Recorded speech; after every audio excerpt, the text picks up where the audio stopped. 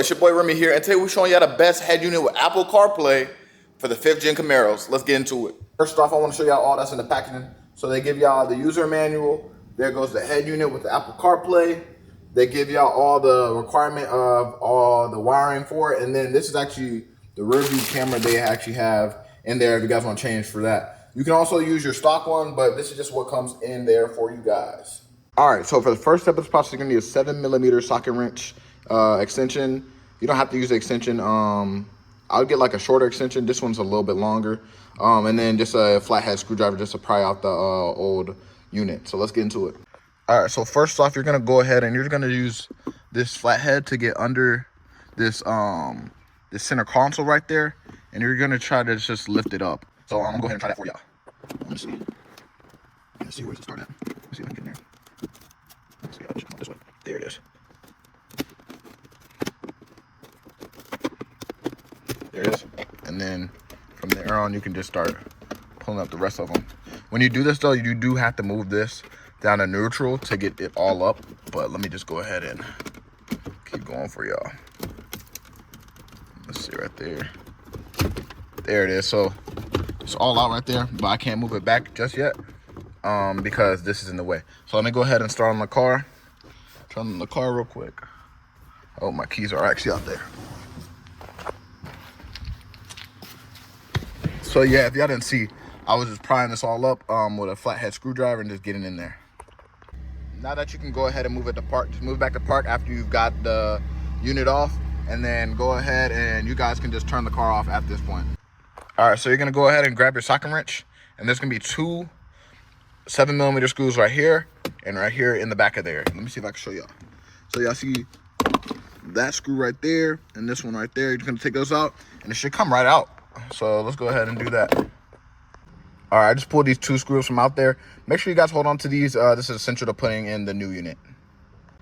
All right, so your next step, you want to go ahead and just get your flathead screwdriver and just pry back behind here and just start pushing that unit up, like out of there.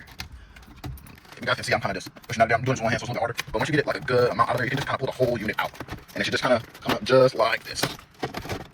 Don't break it, but just make sure you can get it out. So yeah, I can go ahead and just put my car back in neutral and I can get that out. All right, guys, after that, I just pulled it out. When you're pulling it out, there's gonna be a wire right here and then a wire coiling right here. Those two wires, you just wanna push down on this. There's a little tab on the back of it, push down on that, and then push down on that, you could just take them out. But yeah, we're about to start breaking into this. Next thing you wanna do is grab your 7mm socket wrench and go ahead and just take this one, and this one, and there's another bolt on the other side, and get those off, and then we can get into the real process. All right, go ahead and pull this bad boy out. Let me see. That boy a little heavy. Hold on, that boy a little heavy. Ooh, okay, there you go. And then there's going to be a cord in the back of that, and you just want to get that out of there real quick. So there's me some cords back there. You just want to go ahead and pull that big boy out. Pause. All right, this is what it should look like after you take it out. But hey, go ahead and grab some pliers, because this boy right here, it put up a fight. You know what I'm saying? Mike Tyson type stuff. Because I was over there looking like, hey, my brother just come out for me. And it's just a regular port too. That's the worst part. All right, so now you want to go ahead and start getting your bag out, getting everything separated, and just make sure you know where everything goes.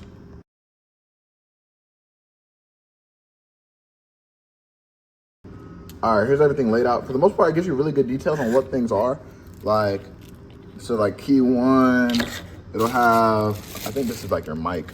And yeah, it does a great job of like trying to give you certain things to tell you, like camera and stuff like that. Just give you guys a whole bunch of tips. And even on the website, they give you a whole bunch of stuff too. Like even like pictures on like diagrams, how to do it. And they even get you a pry tool, but I didn't use that. I don't know why.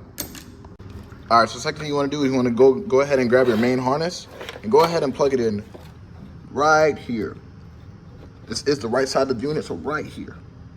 And once you hear that click, you'll know that it's set in there and you're good. All right, so the second step, you're gonna grab this wire right here, directly connected to this, and you're gonna go ahead and put this in right there. Let me see if I can do this on camera for you guys. And then I'll make like a little click on there, and you'll be perfect. Now you can't pull it out. All right, so then you're gonna grab this one right here, And you're gonna put this underneath there, right there. Let me see if I can get a nice little view for you guys. Probably not, but you guys understand that it'll go right here. And I think it's in. Perfect. All right, next we're gonna grab our secondary harness.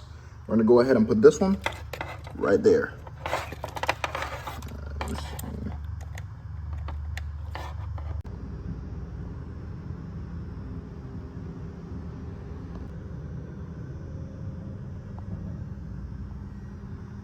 You also want to go ahead and get this plugged in too, and it goes right there. So you go ahead and just get lined up right there. Just push that boy in. There you go. All right, but before we get to the other part of that, I went ahead and grabbed my Wi-Fi antenna, and I think it's my GPS antenna.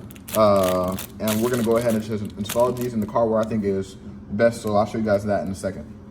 When you're installing the antennas and stuff, make sure you guys do a good position and just wipe down whatever in here you think is best, because if you don't wipe it down right, then it's not gonna stick well. All right, right here are the two locations I picked to do this. So right here for my Wi-Fi, and that one for my GPS in the back. All right, so I went ahead and already put in the rear view camera one, the one that says brake, and then I'm gonna go ahead and put in this right here, which is allowing me to use my regular ports from the GM like factory. So you would go ahead and put that right in there. All right, so to go ahead and actually get it ready to put in there, you wanna go ahead, get your car back in, neutral. So right here, I know. Go ahead and put that boy right there in neutral. And you wanna make just some room to put it over there. I don't wanna move it over anymore. There you go. Just like this.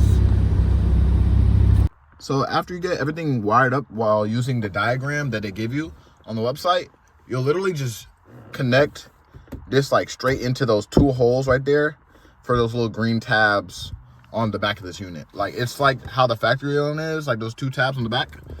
So one right there, and then one's right there. You just push this back into there. Mine was a little loose, so y'all see it coming up right now.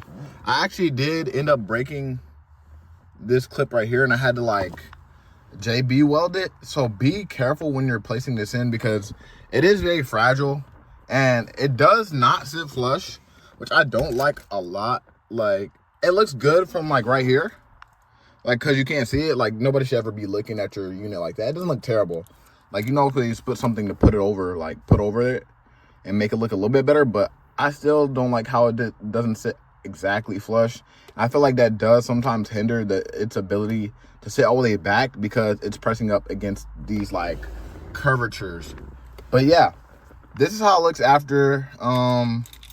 And you'll literally, if you want to use Apple CarPlay, I'll go ahead and start it up for y'all. It'll go like this. Start your car up.